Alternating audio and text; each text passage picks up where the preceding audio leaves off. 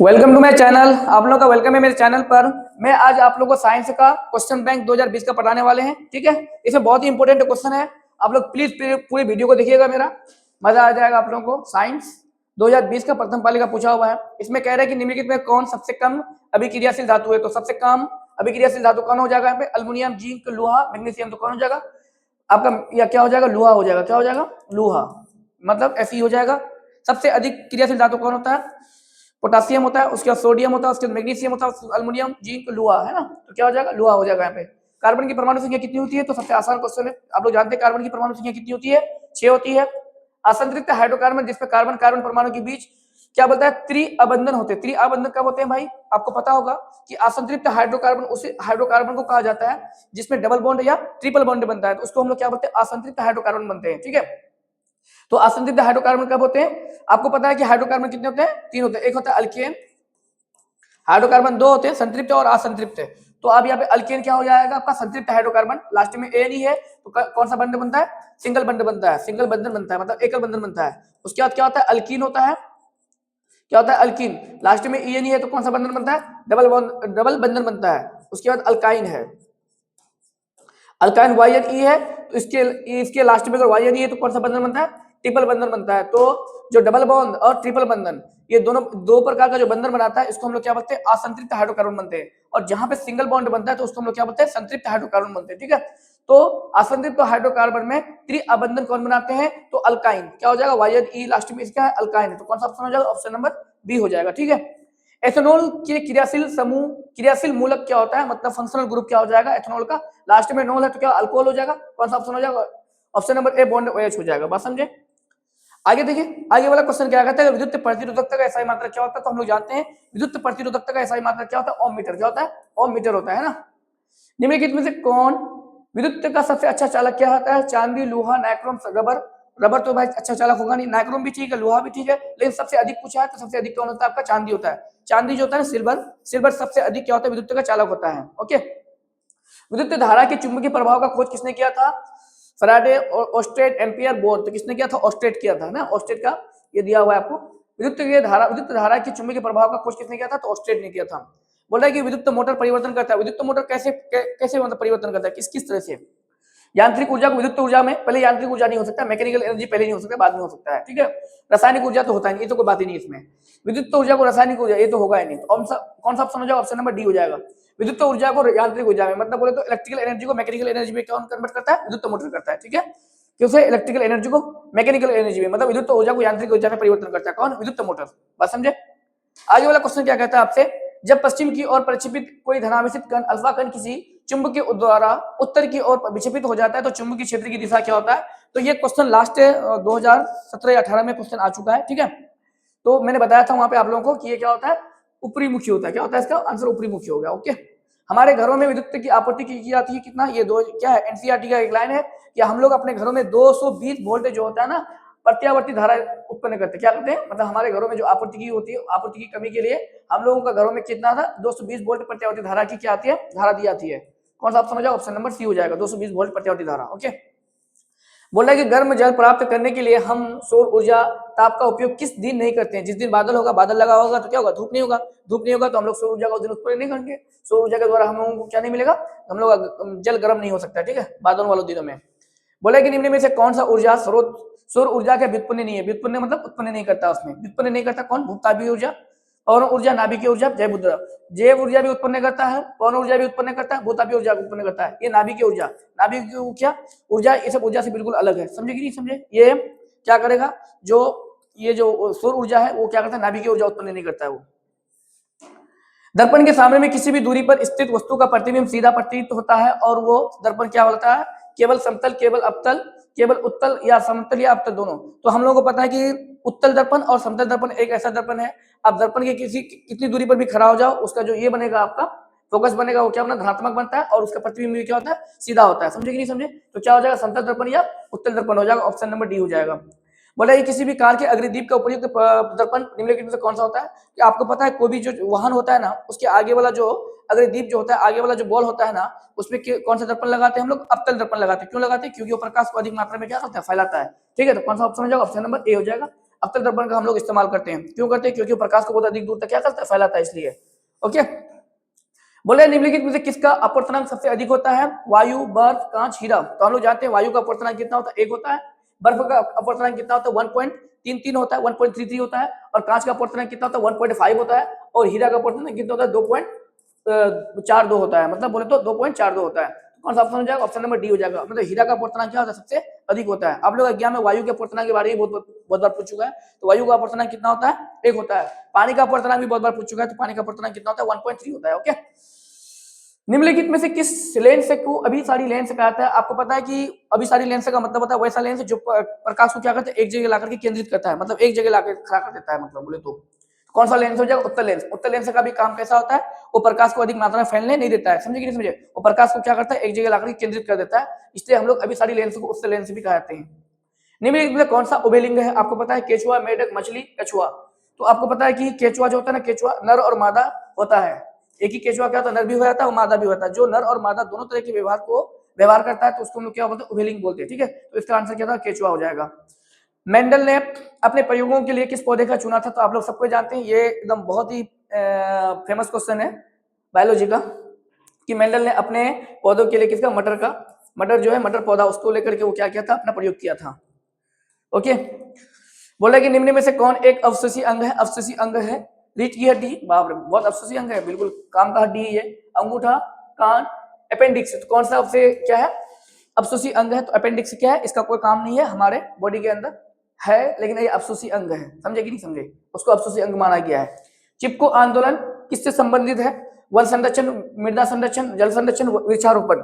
तो हम लोग जानते हैं ये ऑप्शन डी भी ठीक ठाक है और ऑप्शन ए भी, दोनों में सही होगा। लेकिन यहाँ पे चिपको आंदोलन के बारे में, तो वन संरक्षण के बारे में चिपको आंदोलन हुआ था, तो हम लोग वन संरक्षण मानेंगे। वृक्षारोपण के बारे में नहीं मानेंगे। क्यों नहीं? ये उसी से लगाव है, ठीक है ना? वो क्या है? चिपको आंदोलन से ही लगाव है। लेकिन चिपको आंदोलन में एक जो ये चला था, अभियान चला था, वो कौन सा अभियान चला था? वन संरक्षण, मतलब वन का बचाव चला था। इसलिए हम लोग कौन सा ऑप्शन लगाएंगे? ऑप्शन नंबर ए लगाएंगे। निम्नलिखित में कौन सा लेंस आवर्धन एम होता है? तो आवर्धन बराबर क्या होता है? एम बराबर कितना होता है? वस्तु का लेंस अगर हम लोग H2 मानते हैं या V मान लेते हैं, V2 बटे कितना हो जाएगा? V1। क्या हुआ? V बटे कितना होता है? U होता है। V क्या होता है आपका? V आपका होता है प्रतिबिंब दूरी, और U क्या होता है आपका? वस्तु दूरी। तो V बाई U कौन सा हो जाएगा? ऑप्शन नंबर डी हो जाएगा, समझे? निम्नलिखित में कौन नेत्र का रंगीन भाग रोकता है? बोला कि निम्नलिखित में से कौन नेत्र का, मतलब आंख का रंगीन भाग होता है? तो हम लोग जानते हैं, हम लोग का आंख में जो परितारिका होता है, जिसको हम लोग आइरिस बोलते हैं, आइरिस हम लोग के नेत्र में क्या होता है? रंगीन भाग होता है, परितारिका। वायुमंडल में प्रकाश के किस वर्ण का प्रकीर्णन अधिक होता है? तो हम लोग जानते हैं, उस दिन हम लोग भी लास्ट क्लास में भी इसके बारे में डिस्कस किया था। वायुमंडल में हम लोगों को जो नीला रंग होता है, नीला रंग का ये जो होता है ना, प्रकीर्णन, मतलब बोल तो स्कैटरिंग सबसे अधिक होता है, इसलिए हमें प्रकाश क्या करता है? नीला नजर आता है, समझे कि नहीं? बोला कि प्रकाश की किस घटना के कारण सूर्य हमें वास्तविक सूर्योदय के लगभग 2 मिनट पूर्व दिखाई देने लगता है? कह रहा है कि प्रकाश के किस घटना के कारण सूर्य में हमें वास्तविक सूर्योदय से, मतलब वास्तविक जो समय होता है उससे पहले हमें 2 मिनट पहले क्या होता है? सूर्य मतलब उगा हुआ हमें नजर आता है। तो वायुमंडलीय अपवर्तनांक के कारण। किसके कारण भाई? वायुमंडलीय अपवर्तनांक के कारण हमें सूर्य 2 मिनट पहले उगा हुआ नजर आता है, ठीक है। आधुनिक आवर्त सारणी के अनुसार तत्व के गुणधर्म निम्नलिखित में किसके आवर्त फलन होते हैं? तो हम लोग जानते हैं, आधुनिक आवर्त सारणी में परमाणु संख्या के आधार पर परमाणु संख्या के गुणनफल के क्या होते हैं? बराबर होते हैं। अगर परमाणु द्रव्यमान पूछा जाए तो क्या होगा? मेंडलीफ और एक क्या था? एक मेंडलीफ था, और एक वैज्ञानिक का नाम क्या था? मेंडलीफ और एक वैज्ञानिक था। उन्होंने कहा था कि परमाणु जो ना उसके द्रव्यमान के आधार पर होता है, परमाणु के द्रव्यमान के आधार पर। मेंडलीफ और एक वैज्ञानिक का नाम है न्यूलैंस, मेंडलीफ और न्यूलैंस, उसके आधार पर क्या था? वो परमाणु के द्रव्यमान के आधार पर था, ठीक है। लेकिन जो मोस्टली साहब है, आधुनिक आवर्त सारणी जिसने दिया था, वो क्या? परमाणु संख्या के आधार पर दिया है, ठीक है। और इसी को हम लोग को पढ़ने में मजा आता है, हम लोग अभी इसी को फॉलो करते हैं, परमाणु संख्या के आधार पर। आधुनिक आवर्त सारणी के क्षैतिज कतारों में निम्नलिखित में क्या कहलाती है? क्षैतिज कतार को हम लोग क्या कहते हैं? आवर्त कहलाते हैं। 2 प्रकार का कतार होता है, एक क्षैतिज कतार होता है और एक क्या होता है? एक होता है आप लोगों का क्षैतिज कतार, और एक क्या होता है जी? क्यों भूल रहे आज हम, बहुत ज्यादा भूल रहे हैं, क्या बात है। एक होता है इंग्लिश में याद है हॉरिजॉन्टल और वर्टिकल, ठीक है ना। तो हॉरिजॉन्टल को क्या कहता है? क्षैतिज कहा जाता है, तो उसको आवर्त बोलते हैं। और जो वर्टिकल लाइन होता है उसको क्या कहता है? समूह, ग्रुप कहा जाता है उसको, ठीक है। उसका नाम ही नहीं याद आ रहा अभी। लोहे के फ्राइंग पैन को जंग से बचाने के लिए निम्न में से कौन सी विधि उपयुक्त होती है? ग्रीज लगाकर, पेंट लगाकर, जिंक की परत चढ़ाकर, इनमें से सभी। तो हम लोग लोहे की कोई भी फ्राइंग होता है ना, लोहे का कोई भी मतलब सामान जो बना हुआ होता है, उसको अगर हम लोग क्या कर सकते हैं? सही सही रखना है, मतलब उसको अगर आयरन मतलब क्या बोलता है इसको, जंग जंग अगर पकड़ने नहीं देगा तो क्या क्या चीज का हम लोग इस्तेमाल कर सकते हैं, ग्रीज लगा करके भी रख सकते हैं उसको, ग्रीज भी लगा देंगे तो क्या होगा, जंग नहीं पकड़ेगा। उससे पेंट भी कर सकते हैं, अगर पेंट कर देंगे तब भी जंग नहीं पकड़ेगा उसमें, जिंक की परत चढ़ा देंगे तब भी मतलब उसमें क्या नहीं, जंग नहीं पकड़ेगा। इसका मतलब इनमें से क्या हो जाएगा, सभी। ऑप्शन कौन सा हो जाएगा, ऑप्शन नंबर डी हो जाएगा। ठीक है, चलिए आगे वाला क्वेश्चन क्या कहता है आपसे, निम्नलिखित में से किस धातु को चाकू से आसानी से काट सकता है, तो हम लोग जानते हैं सोडियम जो होता है, सोडियम को हम लोग आसानी से क्या कर सकते हैं, चाकू से काटा जा सकता है। इसलिए सोडियम क्योंकि बहुत अभिक्रियाशील धातु होती है, इसलिए इसको चाकू से भी काटा जाता है। ओके, निम्नलिखित में से कौन सा गैस चूने के पानी को दूधिया करती है, तो हम लोग जानते हैं कि कार्बन डाइऑक्साइड क्या करती है, ये जो होता है गैस, ये चूने चूने की जो पानी होती है उसको क्या करती है, दूधिया कर देती है। कौन सा गैस होती है, वो कार्बन डाइऑक्साइड गैस होती है। बोला था टार्टरिक अम्ल निम्नलिखित में से किस में पाया जाता है, तो हम लोग जानते हैं टार्टरिक अम्ल निम्नलिखित में से किस में पाया जाएगा, टमाटर में तो भाई ऑक्सैलिक अम्ल पाया जाता है, ये तो नहीं होगा। संतरा में क्या पता है, एसिटिक अम्ल पाया जाता है, और सिरका में सिट्रिक अम्ल, संतरा में सिट्रिक अम्ल पाया जाता है, और सिरका में एसिटिक अम्ल पाया जाता है, और इमली में क्या पाया जाता है, टार्टरिक अम्ल पाया जाता है। कौन सा ऑप्शन हो जाएगा, ऑप्शन नंबर डी हो जाएगा। ओके, जिप्सम का रासायनिक सूत्र क्या होता है, CaSO4 विद हाफ H2, ये तो किसका है, पीओपी मतलब बोले तो प्लास्टर ऑफ पेरिस का फॉर्मूला है, CaSO4 विद 2H2। कौन सा ऑप्शन हो जाएगा, ऑप्शन नंबर बी हो जाएगा। जिप्सम का रासायनिक सूत्र क्या है, CaSO4 विद 2H2 होता है। ठीक है, जिंक तथा सल्फ्यूरिक अम्ल के बीच अभिक्रिया के निम्नलिखित में कौन सी गैस निकलती है, जब जिंक को हम लोग सल्फ्यूरिक अम्ल के साथ अभिक्रिया करते हैं, मतलब बोले तो H2SO4 के साथ अभिक्रिया कराते हैं, तो क्या बनता है, जिंक सल्फेट बनता है, ZnSO4 बनेगा। ZnSO4 प्लस क्या होता है, उसमें हाइड्रोजन गैस रिलीज होता है, हाइड्रोजन गैस बाहर निकलता है। तो कौन सा गैस निकलती है भाई, तो हाइड्रोजन गैस निकलती है। कौन सी गैस निकलती है, हाइड्रोजन गैस निकलेगी। बस समझे, ऑप्शन कौन सा हो जाएगा, सी हो जाएगा। ठीक है, बोल रहा है कि आयोडीन की कमी से कौन सी रोग होती है, घेंगा, मधुमेह, स्कर्वी, एड्स। तो हम लोग जानते हैं आयोडीन की कमी से कौन सी रोग होती है, घेंगा होती है, और मधुमेह की कमी से कौन सा रोग होती है, शुगर जिसको हम लोग बोलते हैं, उसको क्या बोला जाता है, डायबिटीज भी बोला जाता है। ठीक है ना, मधुमेह की कमी से होती है। और स्कर्वी जो होता है, स्कर्वी की कमी से क्या होती है, खून की भी कमी होती है, होठ का फटना होता है, और ये जेबरा जो है, जेबरा उससे ब्लड निकलना आता है। और एड्स के बारे में तो जानते हैं, बड़ा खतरनाक बीमारी है, HIV के कारण से होता है, HIV के कारण से एड्स होता है। ठीक है ना, नहीं। निम्नलिखित से पिट्यूटरी ग्रंथि से निकलने वाला हार्मोन कौन सा होता है, तो हम लोग जानते हैं कि ये वृद्धि हार्मोन होता है। पिट्यूटरी ग्रंथि से जो हार्मोन निकलता है वो कौन सा होता है, वृद्धि हार्मोन होता है। अमीबा में एलैंगिक जनन किस विधि के द्वारा होता है, ये क्वेश्चन तो 1000 बार पढ़ा चुके हैं हम, है ना, इतना एक क्वेश्चन आ चुका है, कहने की बात नहीं, विखंडन के द्वारा। हम आपको बार बार कहने की जो ये जो क्वेश्चन बैंक जो पढ़ा रहे हैं ना, ये क्वेश्चन बैंक जितने भी मतलब ऑब्जेक्टिव है, इसी को अगर 5-6 बार पढ़ा जाए बढ़िया तरीका से, इसी में लगभग आपका 50% काम हो जाएगा। ठीक है, फूल का कौन सा भाग फल में बदल देता है, तो हम लोग जानते हैं अंडाशय के द्वारा। ये भी क्वेश्चन बहुत बार पढ़ा चुके हैं, कम से कम 6 बार पढ़ा चुके हैं हम। ये 5 साल का क्वेश्चन बैंक में 6 बार एक क्वेश्चन आ चुका है, बहुत ज्यादा क्वेश्चन रिपीट करता है। ठीक है, स्टोमेटा में खुलने और बंद होने की क्रिया को कौन सा नियंत्रण करता है, द्वार कोशिका, सहचर कोशिका, चालनी कोशिका, मूलरोम। तो कौन करता है, द्वार कोशिका इसको क्या करता है, स्टोमेटा को खुलने और बंद होने में सहायता करता है। निम्न में से कौन वृक्क की रचनात्मक और क्रियात्मक इकाई है, ये तो डायरेक्ट भाई नेफ्रॉन, ये तो डायरेक्ट क्या है, क्वेश्चन है, एनसीईआरटी का एक लाइन है।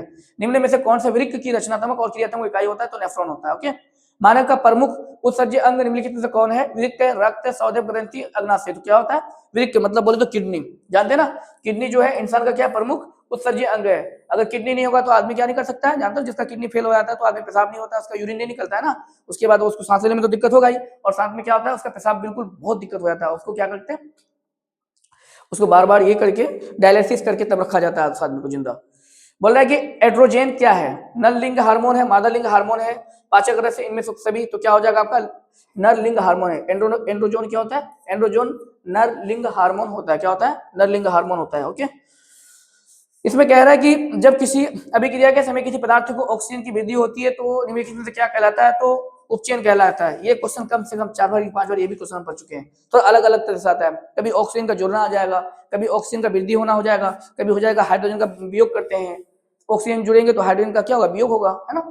तो अम्ल का पीएच का मान कितना होता है, 7 से कम, 7 से अधिक, 7 के बराबर 14। तो हम लोग जानते हैं जिसका जितना पीएच कम होता है वो ज्यादा उतना अम्लीय होता है। तो अम्ल का पीएच कितना होता है, 7 से क्या होता है, कम होता है। ठीक है, धोने का सोडे का आणविक सूत्र क्या होता है, तो हम लोग जानते हैं धोने का सोडे का आणविक सूत्र Na2CO3 विद 10H2O होता है, क्या होता है, विद 10H2O होता है। कौन सा हो जाएगा, ऑप्शन नंबर सी हो जाएगा। मधुमक्खियों को डंक एक अम्ल छोड़ता है, जब मधुमक्खी आपको डंक मारता है तो वहां पे क्या छोड़ता है, एक अम्ल छोड़ता है, जिसके कारण हमें बहुत ज्यादा दर्द और जलन होता है। तो क्या कारण है उसको, वो कौन सा अम्ल छोड़ता है जिसके कारण हमें दर्द और जलन होता है, तो मिथुनिक अम्ल, इथुनिक अम्ल, सिट्रिक अम्ल या ऑक्सैलिक अम्ल। तो हम लोग जानते हैं मिथुनिक अम्ल क्या छोड़ता है, वो जब चूंटी या कोई भी मतलब डंक मारता है उस तरह का जो भी ये क्या होता है, बिल्ली क्या बोलते हैं उसको, ऐसे इसी तरह का मधुमक्खी वगैरह जो होता है, वो क्या करता है, चींटी हुआ, मधुमक्खी हुआ, और अलग अलग तरह का मतलब जो उस तरह से उड़ने वाले जो कीड़ा होता है ना, डंक मारती तो हमें क्या होती है, थोड़ा सा हमें जलन होती है। तो कौन सा अम्लज होता है, वो मेथुनिक अम्लज होता है। ठीक है। अमीबा अपना भोजन कैसे करता है, तो ये भी हम लोग अच्छा खासा 7 क्लास से पढ़ करके आ रहे हैं। स्पर्शक द्वारा, जीभ द्वारा, कुटपाथ द्वारा, मुंह द्वारा। तो हम लोग जानते हैं किस द्वारा करता है, वो कुटपाथ के द्वारा वो अपना भोजन करता है। कौन सा एंजाइम वसा पर क्रिया करता है, तो पेप्सिन, ट्रेसिन, लाइपोज, एमलोज। क्या होता है आपका, हो जाएगा लाइपोज हो जाएगा। किस प्रकार के श्वसन अधिक ऊर्जा मुक्त करती है, तो हम लोग जानते हैं वायवीय श्वसन। वायवीय श्वसन क्या करती है, बहुत अधिक ऊर्जा उसको मुक्त करती है। मछली का श्वसन अंग क्या होता है, ट्रिकिया, गिल्स, त्वचा, फेफड़ा। तो हम लोग जानते हैं मछली के बारे में, मछली किसके द्वारा सांस लेती है भैया, गिल्स के द्वारा। आपका ट्रिकिया क्या हो गया आपका, किसको बोलता है ट्रिकिया रे, तिलचट्टा वगैरह किसके द्वारा सांस लेती है, ट्रिकिया के द्वारा लेती है। और त्वचा जानते हैं, त्वचा जानते हैं आप लोग, जो हम लोग जॉक वगैरह नहीं बोलते, जॉक, उसके ऊपर वाला भाग स्किन में, मतलब वो स्किन के द्वारा अपना सांस लेता है, जॉक हो गया। उसके अलग अलग जो भी जॉक की तरह जो भी मतलब ये होगा जीवाणु होगा, वो उसके फेफड़ा इंसान के बारे में तो जानती हैं आप। ठीक है ना। हम लोग मिलते हैं नेक्स्ट किसके साथ, क्वेश्चन बैंक 2020 का सेकंड पाले के साथ। ओके।